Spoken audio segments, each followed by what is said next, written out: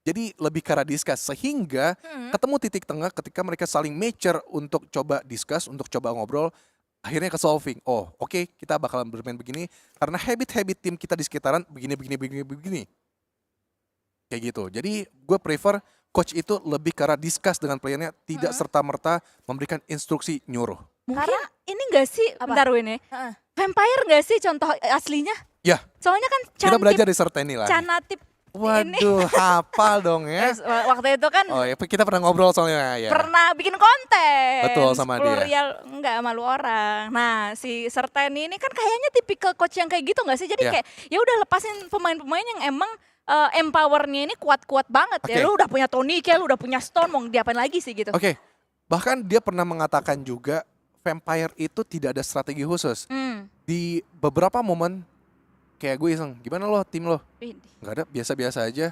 Terus dia bilang juga, gue ngebiarin tim gue bermain lepas aja. Sehingga mereka dapetin feel perangnya di hari pertama. Baru mereka akan membantai di hari kedua, hari ketiga. Itu inget banget lah gue di EWC. So, dia adalah salah satu coach yang menurut gue tidak otoriter. Gak micromanage ya. Gitu. Nah ini faktos nih guys, faktos. Ya, faktos. Iya, Kita soalnya ngobrol. kita tahu dari sumbernya secara langsung ya. Iya, kalau mau ceritanya. bilang sotoy, berarti benar-benar, aduh, YTTA SDM-nya. Tahu aja, tapi emang tugasnya coach itu emang mempengaruhi untuk di zona-zona awal aja kan, untuk di circle-circle-nya mereka, untuk di drop zone-nya mereka aja untuk pemetaan kayak habits dari lawan Betul. seperti apa. Tapi udah memasuki zona-zona seperti ini, itu kan circle Dan- nggak paten kan. Jadi kayak ada perubahan-perubahan yang memang harus diinisiasikan tuh cepat di lobbynya. Dan buat gue, coach di Indonesia yang bisa mematenkan itu cuma 2 orang. Siapa tuh? Yang pertama Devian Oke. dari Coach Point Donkey. Yang kedua adalah dulu tuh coachnya ex-BTR juga yang pernah di BTRS, Jeffrey Hariwijaya. Cuma 2 coach ini doang yang menurut gue yang mengimplementasikan itu. Susah banget mau ngomongnya. 2 coach itu doang. Ya, so far cuma 2 So itu doang. far, Sisanya sejauh pada banyak yang ngide bagi gue. Tapi beberapa ada kelebihan juga. Beberapa juga ada kelebihan. Ya. Ada yang bisa masang puzzle player, ada yang bisa juga di out game menyatukan suara-suara player yang lagi berantem gitu. Betul. But so far gue lebih suka stylenya Devian dan juga Jeff. Jeffrey Hariwijaya ini. Ya balik lagi, selera, lo mau yang mana? Kalau gue prefer 2 ini. Oke. Terus hasilnya sebenarnya bisa kelihatan sih ya. Ya, Devian PMGC, Eh, the one and only from Southeast Asia. lebih Point tinggi Donkey. lagi posisinya daripada The one and sama. only. iya, sama-sama. Sama, Bisa top five. menyamakan prime-nya di X sama prime-nya BTR ya waktu itu ya. Iya. Di posisi berapa sih? 6 apa 5 sih? 5 ya? 5 5 gitu. Terus BTR Ace waktu itu juga ya? Iya. Sama Coach Jeff, bagaimana hasilnya ketika masih ada PMVB juga, masih banyak sekali turnamen-turnamen dari tim ladies yang Iya. diikuti sama BTR Ace. Ya, tapi bukannya mereka tidak ada kekurangan, ada juga kekurangannya. Pasti. Tapi selera gue adalah mereka cuma belajar early, habit lawan kanan kiri mereka pelajari dan ngasih tahu ke anak-anaknya seperti apa dan discuss. Lagi, bukan menginstruksikan, tapi lebih ke arah discuss. Ya, sharing pemikiran lah ya. Betul. Buah pemikiran itu seperti apa yang dirasakan oleh pemain-pemain di dalam game, apa yang dilihat coach di luar gamenya pula gitu. Jadi buat kalian semuanya prefer yang mana? Coach yang seperti apa? Tulis di kolom komentar, karena sekarang kita melihat adanya stage yang kedua menuju ke arah ketiga. Itu berarti udah akan banyak beberapa gesekan dan bahkan dari tadi kita mendengarkan yapping dari seorang junior di menit 11 ini. Baru ada 1 pemain dari Homeboys yang tereliminasi. Ya, baru ada 1 knockdown dan eliminasi pertama di menit yang cukup lama ya, stage yang kedua. Berarti ini membuktikan mereka udah belajar banget dari minggu yang pertama.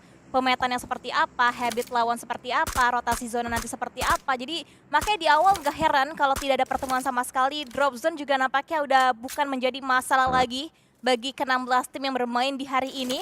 Tapi satu hal yang kita tahu pasti yang di-mention juga sama Kak Dona, baru The Xavier saja yang mendapatkan eliminasi pertama mereka untuk di stage yang kedua, OTW stage yang ketiga juga. Dan kita melihat lagi kembali di sisi yang berbeda lagi, ada pertemuan mungkin tidak dalam jangka waktu dekat karena memang masih ada jarak waktu dan juga jangkauannya masih terlalu jauh untuk bisa langsung buru-buru di follow up juga akan ada close combat. Tapi kita pantau kembali untuk tim Oxja yang juga sebenarnya di-mention sama Kadoge, ini tim yang tidak bermainnya tuh nggak seksi-seksi amat, terus enggak yang benar-benar climax juga, tapi mereka benar-benar rapi, tertata untuk gameplay dari tim Ozja sendiri yang membuat mereka mungkin bisa bermain cukup baik di minggu yang pertama.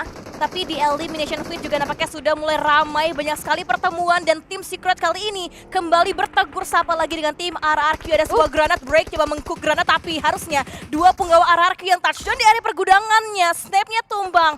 Dan masih ada seorang Genfos yang coba untuk membalikan keadaannya nampaknya. Dua player dan harusnya masih bisa kembali dibalikan lagi keadaannya oleh tim RRQ, tapi Genfos granatnya belum bisa menjangkaukan kaki dari seorang break. Aish, kelimpungan pemain-pemain dari tim RRQ ini. Dan untuk bisa melakukan backup ini butuh challenge atau cukup challenging untuk pemain-pemain RRQ. Dan bahkan untuk saat ini masih belum bisa untuk diupayakan. Riset-riset tersebut digangguin terus-terusan oleh tim Secret karena memang mereka mengetahui akan adanya upaya revive tersebut yang akhirnya berhasil untuk dilakukan oleh Nerpeko. Tapi masalahnya pemain-pemain dari tim Secret udah menginvestasikan beberapa utility tadi dan bahkan Hazel berhasil untuk dihentaskan, berhasil untuk dijadikan eliminasi untuk tim Secret. Sementara waktu di sisi yang lainnya banyak sekali fight yang terjadi yang bisa kalian intip di bagian elimination feed yang terjadi secara simultan. Namun ini dia Nerpeko terlalu ketahuan tadi posisinya, berhasil untuk ditumbangkan dan kali ini RRQ lagi-lagi hanya meninggalkan dua pemain aktif saja. Genfos masih berada di bagian luar guna untuk bisa memberikan backup fire untuk teman-temannya. Namun jikalau nanti satu pemain yakni Lapar tertumbangkan lagi karena pada kenyataannya langsung dirush oleh pemain-pemain dari tim Secret, ini akan menjadi kesulitan untuk seorang Genfos sendiri. Frankie akan membukakan sayapnya, akan membukakan visionnya lebih lebar lagi menuju ke arah tim RRQ ini untuk bisa menculik last man standing yang udah diketahui posisinya akan dipush oleh dua pemain dari tim RRQ dari dua angle yang berbeda, dan ini akan menjadi tiga pemain dari tim RRQ, tapi Frankie masih berhasil untuk mendapatkan dua knockdown, dan kali ini urusan face to face, 1 versus 1, Team Secret versus RRQ. Frankie berhasil untuk menunduk lasukan keseluruhan pemain dari RRQ, hengkang dari game ini. Wow, 1v3 situation yang ternyata bisa dibalikan keadaannya oleh Frankie. RRQ nge-split 1-2 kondisinya. Di absen sebelah kanan Genfos kena, di absen ke sebelah kirinya kena lagi dua player RRQ lainnya. Ini gimana RRQ Kak Junior? Padahal di awal mereka berhasil bisa membalikan keunggulan 3 melawan 1. Lagi-lagi sih. Ya, banyak-banyak WoW, banyak-banyak TDM lah menurut gue lah ya. Itu masalah yang harus dibenahi adalah team fight. That's it. Makro sudah bagus, titik penyesuaiannya juga bagus. Fight. Kalau mereka bisa tadi dapetin spot menang dari tim Secret, itu mereka bisa kontrol lagi untuk maju perlahan seperempat circle, dan mereka akan berseberangan lagi dengan Talon dan juga 69 yang sudah center banget, tetapi pesisir-pesisir kalau mereka amankan itu udah nilai poin plus banget sebenarnya untuk tim RRQ kalau tadi menang fight.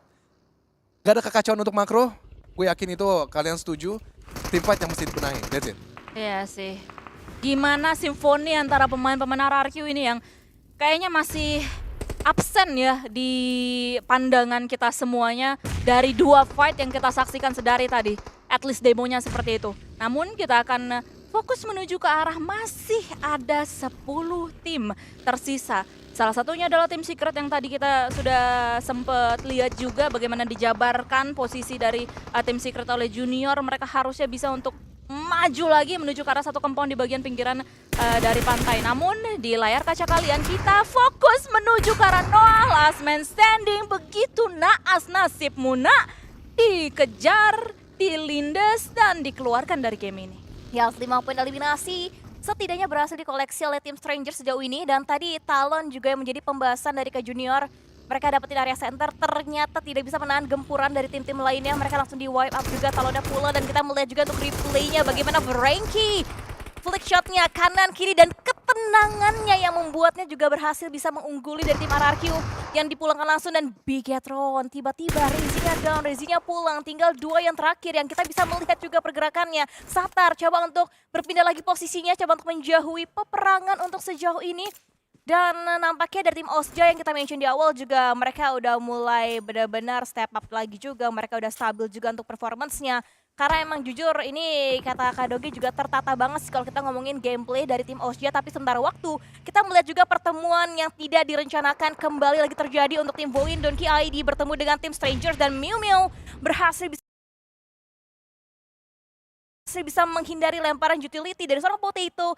Belum ada korban jiwa lagi yang berhasil bisa dihasilkan oleh tim Voin Donkey ID. Karena emang dari Strangers kali ini main advantage of course berada di tangan dari tim Voin Donkey. Sehingga hal tersebut diketahui dengan persis oleh tim Strangers pula. Sehingga mereka nggak mau terlalu frontal ya untuk bisa fight face to face melawan tim Voin. Yang dimana kedua tim ini berada di bagian pinggiran zona. Tapi Mela atau Miao Miao terkena cicilan damage, langsung di rush dan bahkan ditembak oleh Zeta dengan jarak yang lumayan jauh dan dijadikan elimination point untuk seorang Rezak. Voin Donkey berhasil untuk melenggang at least menuju ke arah lebih dalam lagi dari zona dan sudah mengantongi satu eliminasi pertama mereka dan sekarang melihat menuju ke arah tim Ozja yang berada di bagian utara. Ozja berada di bagian ujung tanduk banget karena nggak cuma Voin Donkey aja yang melihat menuju ke arah mereka, namun BTR pun pula Secret tumbang karena emang ada satu tembakan yang begitu on point menuju ke arah Ozja barusan. Namun kita bisa lihat dari bagian medium map bagaimana Federales benar-benar kepo juga ya untuk bisa screening menuju ke arah posisinya dari tim Voin Donkey karena emang tadi ketika mereka fokus menuju ke arah Ozja ada yang gangguin juga which is Voin Donkey dan kali ini knowledge udah mereka kantongi dari tim BTR tapi sangat disayangkan masih ada di Xavier pula di bagian jam 1 sana. Tapi berbicara ada Xavier juga akan menjadi halangan kah nantinya untuk tim Bigetron dan ternyata ya karena Saturless bagian belakang jangkar dari tim Bigetron berhasil diculik dengan maksimal. Tinggal hanya satu orang punggawa terakhir yaitu seorang Federales yang menjadi penyelamat mungkin nantinya untuk tim Bigetron karena nggak sedikit juga momen-momen yang diciptakan dari seorang Federales dengan rekornya juga kemarin untuk individual eliminasinya di angka 13. Harusnya dari Bigetron masih bisa survive untuk di stage yang selanjutnya. Dan dari Voin Donkey ID kali ini kondisinya ada knockdown memang, tapi dengan jarak juga waktu dan bahkan dengan posisi dari seorang Zeta masih bisa dilakukan upaya revive dan bahkan masih bisa di knockdown untuk kondisinya saat ini. Satu punggawa dari tim Ozja langsung di-push dan dilindas begitu saja oleh seorang Rezak dan poin eliminasi kembali dikoleksi lagi oleh seorang Zeta. Ozja TH last man standing mereka, satu pemain saja yang tersisa. Apakah akan dikejar itu dia? Lontaran granat yang begitu indah berhasil untuk memulangkan pemain terakhir dari Ozja TH. Eliminasi ketiga sudah dikantongi oleh tim Voin Donkey. Sementara waktu kita bisa melihat bagaimana dari Xavier yang berada di bagian atas sana utara. Melihat menuju ke arah Voin Donkey karena memang jarak mereka tidak terlampau jauh sebenarnya. Jikalau mereka menggunakan scope kali 4 ke atas. Para Jin juga kelihatan low HP, harus melakukan healing terlebih dahulu. Santai saja untuk tim Xavier dan karena sekali lagi mereka masih mempunyai beberapa pemain, mereka bisa untuk meningkatkan agresi mereka nggak cuma ke arah Voin, tapi menuju ke arah last man standing dari BTR Federales yang memang sedari tadi cukup nakal ya Win, karena emang dia ngepoking sana ngepoking sini gitu, meanwhile dia tinggal sendirian. Betul, dan dengan mereka meretake area yang tadi tempatin dari seorang Federales, semakin lebih leluasa lagi The Xavier untuk mengamati gerak-gerik permainan dari tim Voin Donkey ID. Sudah mulai semakin lebih dekat lagi, nampaknya barikadenya juga nampaknya akan coba dibobol satu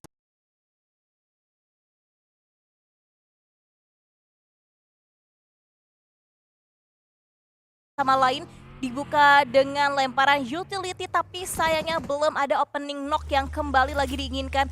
Baik dari Voin maupun dari tim The Xavier-nya sendiri. Sedangkan di satu sisi kita bisa melihat juga dari tim Secret yang juga tidak banyak hal yang bisa mereka lakukan. Hanya bisa berpasrah, hanya bisa berdoa saja untuk posisinya dan juga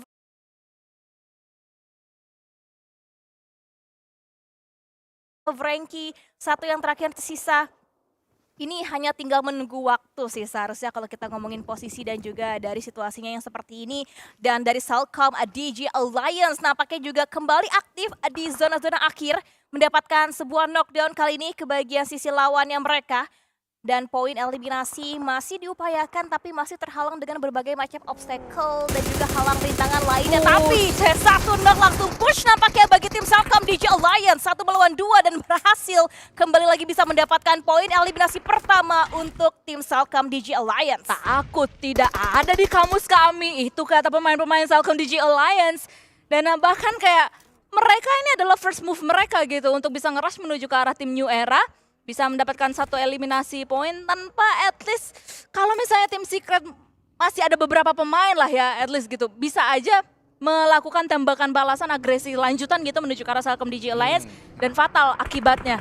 Cuman itu dia tadi keberanian tingkat tinggi yang dilakukan oleh tim Salcom DJ Alliance membuahkan at least eliminasi poin pertama mereka. Dan kali ini kita bisa melihat adanya gerakan dari tim Voin Donkey. Tiba-tiba saja sudah touchdown menuju ke arah bagian selatan. Yang dimana berisikan last man standing dari tim Secret Frankie dan juga 2 pemain dari tim New Era atau 3 yang masih tersisa. Dan mereka mau nge-retake posisi ini.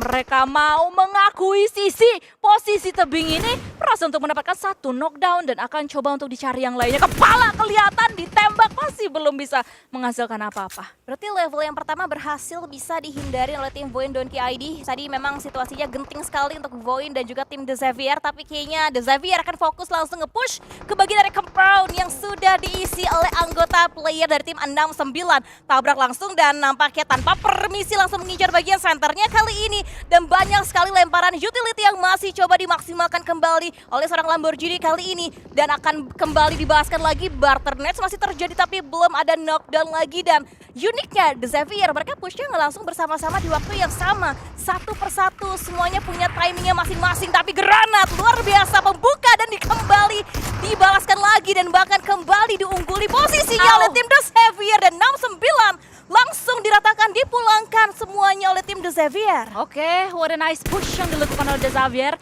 At least bisa menghasilkan sesuatu yang maksimal untuk mereka. Eliminasi dan juga compound untuk bisa menyaksikan 3 tim yang lainnya yang masih tersisa. Voin Donkey, nasib mereka berkebalikan dibandingkan dengan di Xavier barusan. Hanya meninggalkan last man standing saja untuk saat ini Zeta yang masih mempunyai 1 vehicle. Tapi masalahnya posisinya terbuka banget. Dibukakan tembakannya oleh seorang Jimmy dari Salcom DJ Alliance. Masih bisa ngedodge tapi tidak bisa ngedodge dari peluru seorang siapa? Leon DZ, teman-teman sekalian yang udah touchdown di bagian tebing ini. Dan kayaknya mereka pun juga mengetahui posisi dari last man standing dari tim Secret. Mereka nggak acuh dengan posisi dari Frankie ini. Tetap mau ngebersihin se-clear-clearnya. Ya benar, semua nampaknya arah mata angin sudah benar-benar diamati dengan secara seksama dan juga mendetail lagi untuk mereka bisa kembali meningkatkan lagi untuk hal awareness-nya. Dan Frankie ini sih udah tinggal nunggu waktu aja, akan dibiarkan gak menjadi gangguan juga untuk posisinya seorang Frankie. Tapi kayaknya Salcom DJ Alliance kayaknya mereka haus banget akan poin eliminasi. 6 poin eliminasi sejauh ini sudah dikumpulkan untuk 3 diantaranya dari Leon DZ dan juga untuk seorang Keluk yang baru aja di game sebelumnya juga menjadi MVP of the match. Dan mereka tahu fokusnya ke arah mana, target yang mereka juga sudah di-lock habis-habisan. Tinggal misi terakhir pamungkasnya kalau ingin mendapatkan back-to-back winner chicken dinner harus bisa menaklukkan The Xavier. Darwin, quick question Gus, Kongres CDAL lagi nggak ini? CDAL. Oke, kalau gitu well let's see. Akan seperti apa aksi antara 2 tim ini. Frankie sekali lagi sebagai last man standing mungkin akan berusaha untuk ngerecokin aja lah ya. Kalau kata orang Sumsel tuh ngucain pemain-pemain dari Salcom DJ Alliance. Apaan sih mucain? Coba jelasin. Ngucain tuh ngerecokin. Oh, kirain Gitu, ngerecok apa? disiram cukup. Jayus banget. Win, tolong, Win. Gue gak tahan nih dengan kejayusan ini. Sama kayak posisinya Frankie ya, udah gak Jayus tertolong ya? ya. Oh. Udah gak tertolong Kirain langsung ya. Jayus posisinya.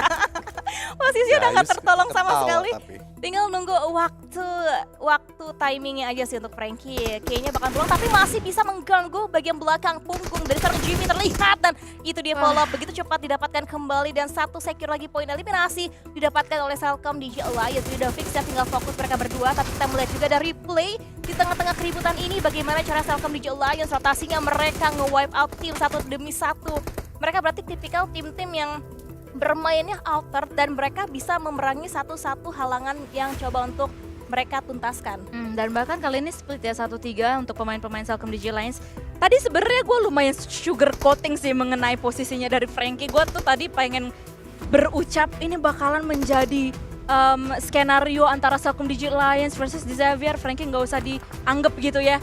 Tapi gue sugar coating hal tersebut. Tapi ternyata begitu cepat dia berhasil untuk dieliminasi oleh Celcom Digi Alliance. Dan balik lagi karena memang ini posisi masih di stage yang ke-7. Dan jarak antara Celcom Digi Alliance dan juga The Xavier ini dipisahkan oleh flat ground. Harusnya pergerakan dari Celcom Digi Alliance maupun The Xavier akan menunggu waktu beberapa saat lagi melihat circle yang ke-reveal yang harusnya ini favoring towards tim Celcom Digi Alliance. Dan kita sudah bisa melihat ada satu pergerakan yang dilakukan oleh salah satu pemain yakni Olio. Dibukakan tembakannya tapi trading masih bergulir antara mereka berdua. Dan kali ini urusan 3 pemain Celcom Digi Alliance versus 2 dari Xavier. Yes, 2v3 situation untuk 2 tim terakhir kita di stage yang ke-8, di game yang kedua juga untuk kali ini. Dan Keluk akan terus berjaga-jaga, akan terus siaga saja di posisinya saat ini. Sedangkan Leon DZ coba untuk bisa menghancurkan segala macam vehicle yang mungkin nanti akan memudahkan jalan dari tim The Xavier. Semuanya akan coba stay di tempatnya masing-masing, terutama untuk tim Celcom Digi Alliance. Mereka tahu mereka hanya tinggal menunggu waktunya saja, tinggal menunggu bagaimana caranya The Xavier ingin keluar dari zona amannya mereka. Smoke sudah mulai di pop out juga. Dan nampaknya masih ada bagi yang akan segera coba dimaksimalkan lagi. Ini sih udah tinggal nunggu waktu apakah dobrakannya berhasil dari tim DX untuk tim Celcom Digi Alliance. Sekarang masih berimbang untuk 3 melawan 3. Iya, karena tadi emang Olio di tengah-tengah udah lumayan mission impossible untuk diselamatkan. Sementara waktu satu pemain dari Xavier tadi kan di knocknya di dalam sebuah compound ya, atau sebuah properti. Jadi masih bisa untuk melakukan reset. Tapi kelihatan tadi posisi dari Lamborghini sih bisa untuk ngedodge beberapa peluru. Tapi masalahnya lihat bagaimana agresi yang dilakukan oleh Celcom Digi Alliance. 2 pemain udah low HP.